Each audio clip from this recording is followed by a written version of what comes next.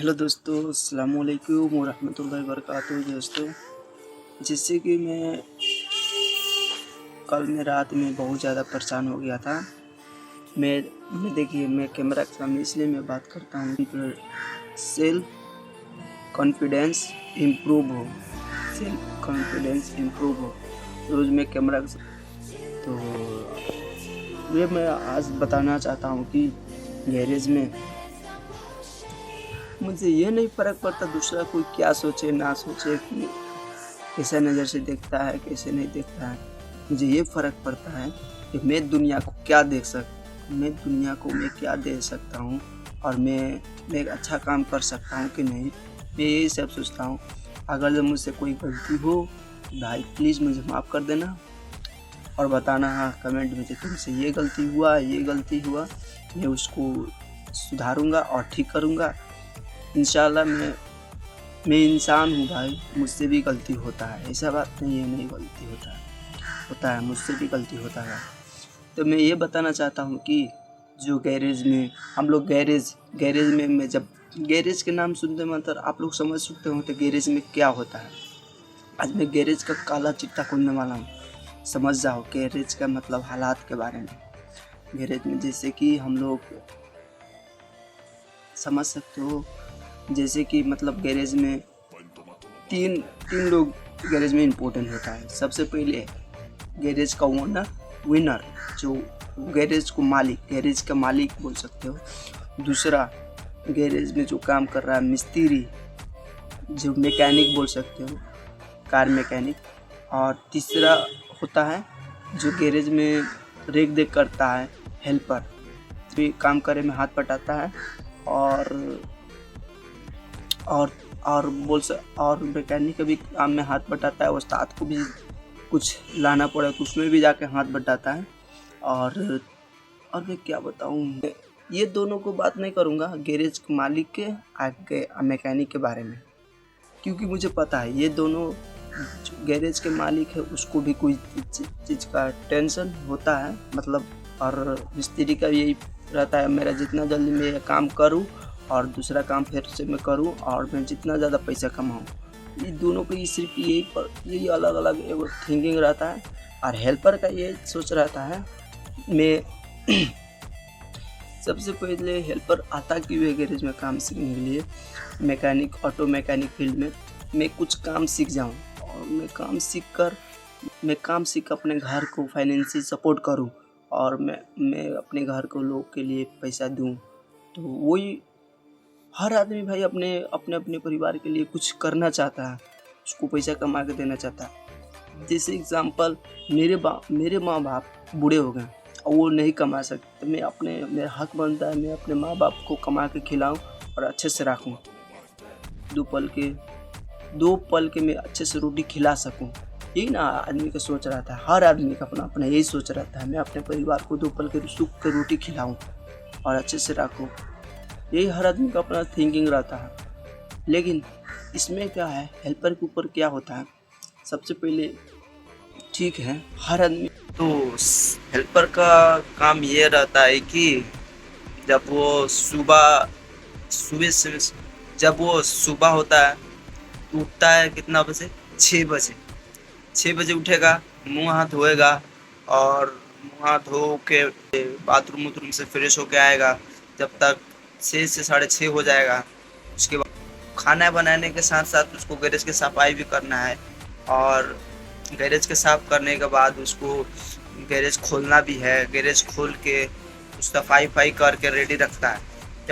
जब वो काम करने लगता है तब उसके बाद दिन भर काम करेगा, 10 से लेके रात के जब तक काम हो, जब तक काम रहेगा, जब तक वो शाम तक काम करेगा, रात तक काम करेगा, जब तक वो काम ना हो जाए जब तक वो काम करता रहेगा। चेला को जो भी काम मिल जाता है वो बेचारा अपना ईमानदारी से काम करता रहता है, कोई भी क्यों ना हो। देखें हम कोई ईमानदारी से बेचारा काम करता है और जैसे जितना मतलब जब तक रात लेना हो रात तक क्यों ना हो, पूरा मतलब शाम तक खटेगा, एकदम रात के 7-8 बज जाएगा तक गोड़ हाथ धोएगा मस्त। गोड़ हाथ धोने के बाद कपड़ा वपड़ा यूनिफॉर्म चेंज करेगा, उसके बाद क्या करेगा, जाएगा फिर दुकान, पैसा लेगा साव से, फिर जाएगा दुकान, दुकान जाने के बाद उसको बाद क्या करेगा वो कि जाएगा तो राशन, वहाँ से उधर से राशन वाशन जाएगा, दुकान से राशन वाशन लाएगा, फिर खाना बनाएगा, फिर खाएगा, तब सोएगा, फिर कल से वही प्रोसेस रहेगा। पर मेरा कहना ये है कि कम से कम चला, जब वो जो पर्पज से आया है उसको भी तो सुनो तुम लोग, उसको क्या मन में चलता है क्या नहीं चलता है। मेरा कलाम ये कि कम से कम मिस्त्री को समझना चाहिए और गैरेज ओनर को समझना चाहिए किस पर्पस के लिए आया है, क्या करना चाहता है, इसका मकसद क्या है, उसको समझो, उसको इज्जत करो। मेरा भी ऐसे ही यही हाल है, मैं भी जहाँ पे काम करता हूँ गैरेज में यही हाल है, कोई मुझको समझने वाला नहीं है।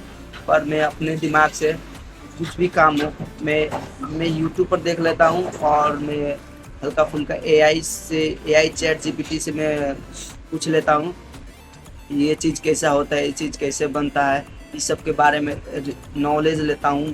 गाड़ी के मैकेनिक फील्ड के बारे में बहुत ज़्यादा मैं नॉलेज लेता हूँ।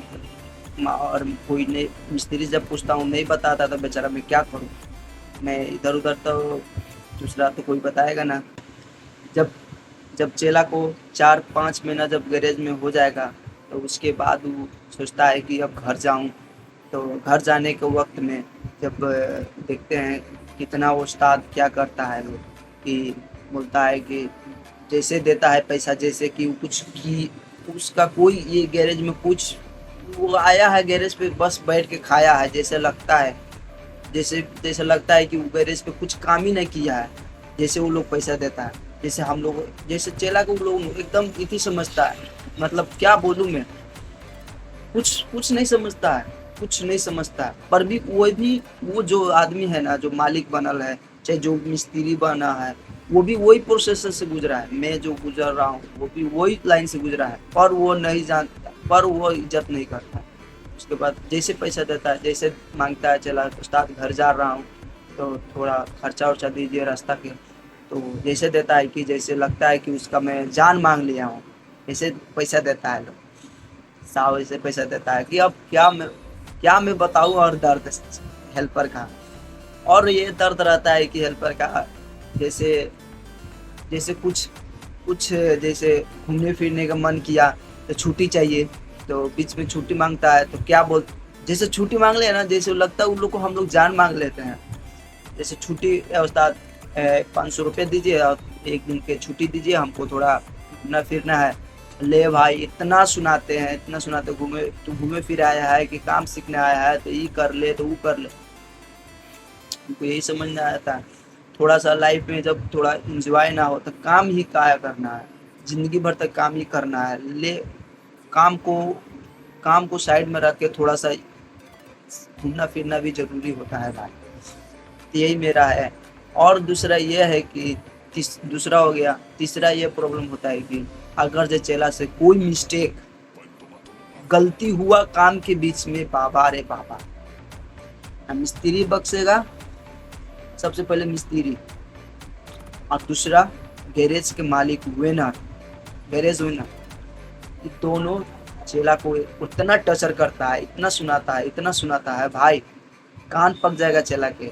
इधर सोचेगा ना मैं गैरेज पे आके बड़ा गुनाह किया हूँ, ये काम सीख रहा हूँ, मैं सबसे दुनिया का सबसे बड़ा गुनाहगार आदमी हूँ, इतना बड़ा सोचता है कि मैं सबसे बड़ा गलती किया हूँ। मैं कोई भी बात हो, अगर जो उससे गलती हो जाता है तो इतना लोग सुनाता है, इतना सुनाता है मिस्त्री और मैं उसका साव, जब मैं क्या बताऊँ मैं।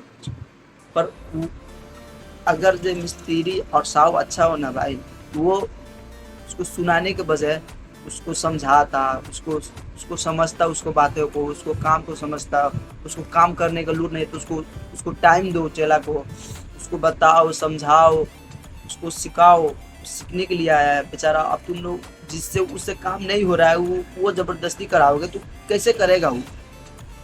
मेरे एग्जाम्पल ले लो,